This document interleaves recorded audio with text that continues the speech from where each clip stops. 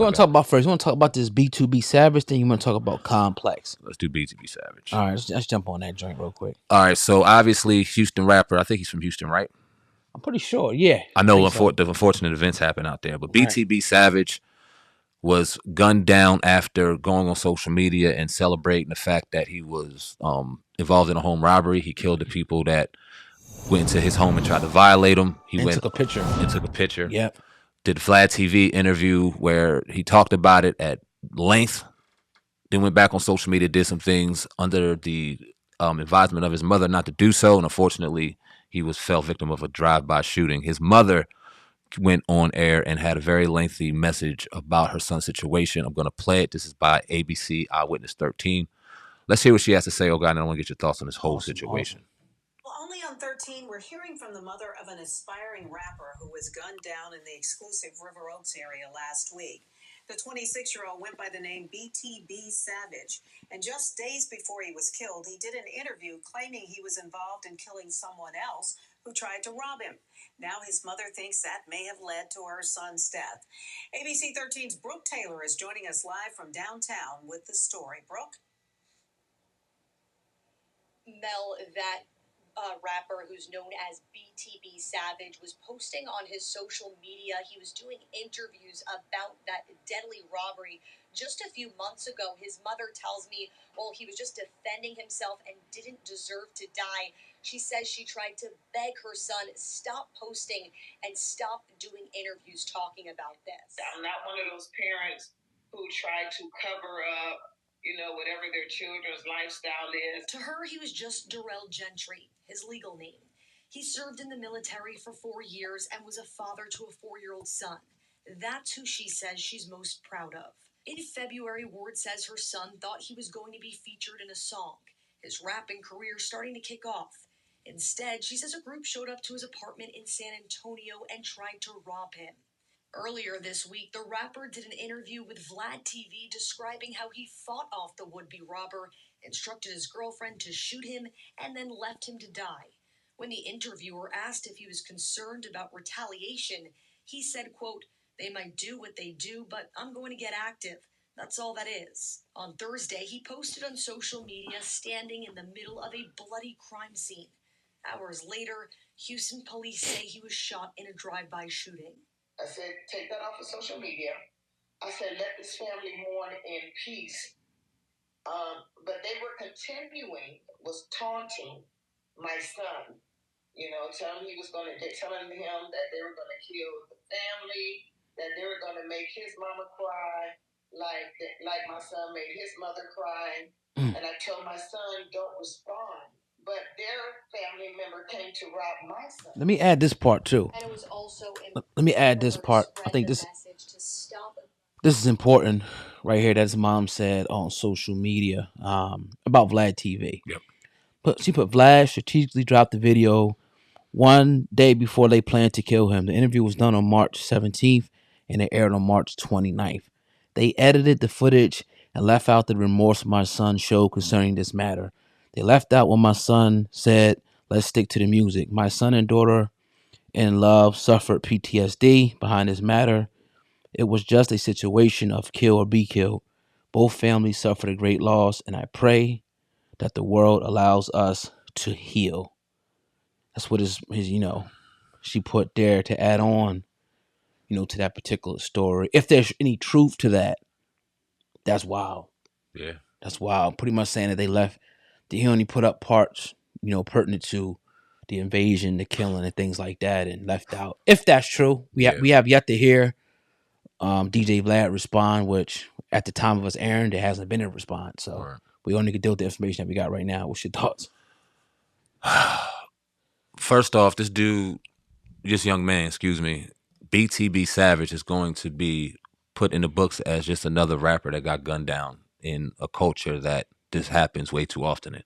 When you look at the pictures of him and his mother, when you realize he served for this country in the military, he didn't seem like a bad kid. Father, 26 years old. Right.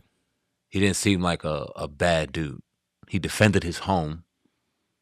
So there's no, there's no fault in that. Right. But then you talk about the braggadocious side. Then you talk about the social media side. Then you talk about the evil that these cell phones and these platforms kind of provide to our youth and people who just aren't susceptible to what's really going on. Because you can't even just blame it on the youth anymore. I see grown ass people doing dumb shit on social media. Yeah. But it's like, if you just, I can't really even fathom or put on or blame why that young man felt the need to just gloat about it the way he did, and why he decided to do interviews about it the way he did, Right. when you can hear conversations and obviously hear from his mother that he did have remorse for it. He didn't want to body that night. He did what he had to do for his family. Right. Any respectable man would. So it's very unfortunate. The Vlad's a whole nother topic, and we could definitely dive into that, but I want to hear your thoughts too, bro. Yeah, no, I agree. I mean, like, he did what he had to do.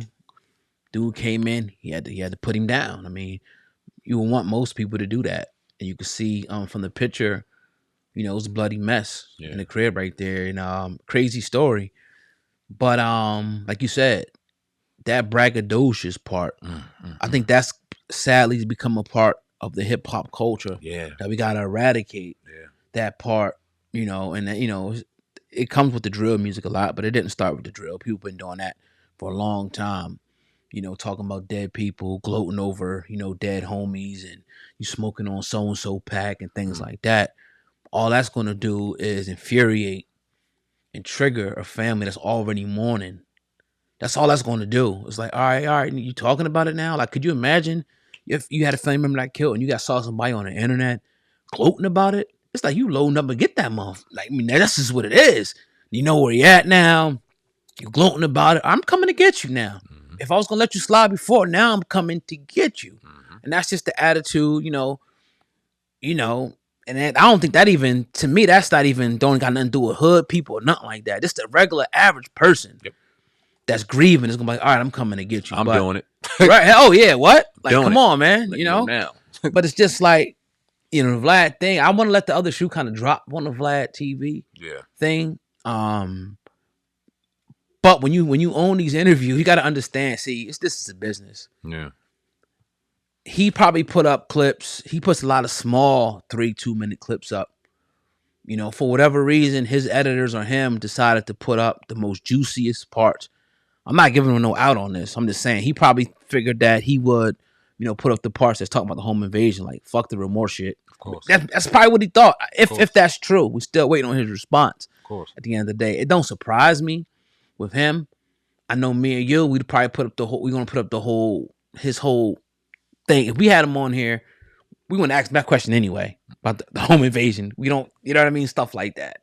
That's crazy. We don't go on those type of questions. Now, if you want to talk about it, we'll expound more on it. But we'll put the whole thing up. Some people put the whole thing up as far as him talking about the whole home invasion thing and even the remorse part. But you know, I don't know, man. We gotta let the other. I'm sure Vlad's going to have a response, you know, to that. Now, is it Vlad's fault? No, I wouldn't say it's his fault. He decided to go in there and talk about that. For what reason? It gets clicks and views. Yep. Can't be surprised that Vlad will ask those type of questions. That's what he is famous for. That's what his subscribers want to see. Pretty and much. The proof is in the pudding, because he has a incredible fan base and does incredible numbers based off of the questions that he asks and the people that follow and watch those type of conversations. That can't be disputed. That can't be denied. I don't care what you say in our comment section. Y'all run right over to him and watch that shit. So that just is what it is. Doesn't surprise me.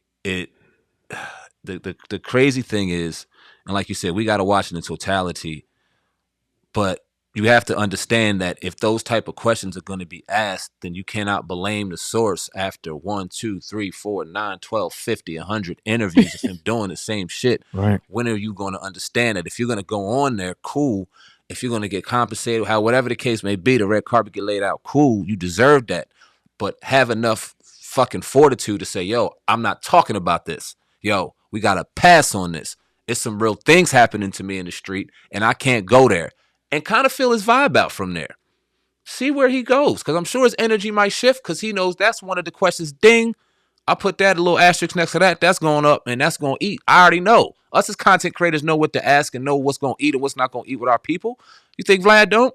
So if we stop doing it and we see the response, maybe we can kind of get a better gauge. But if you keep going on there, you keep doing the shit that you're doing, and then gloating about it, you can't blame the source anymore. Like, we Why? gotta stop My blaming thing them, is, bro. hard to cut you off. Why They they good. let him ask those type of questions? But if it were me and you to ask those type of questions, they be calling us fed, this, that, and the third. Yep. Oh, he don't want to talk about that.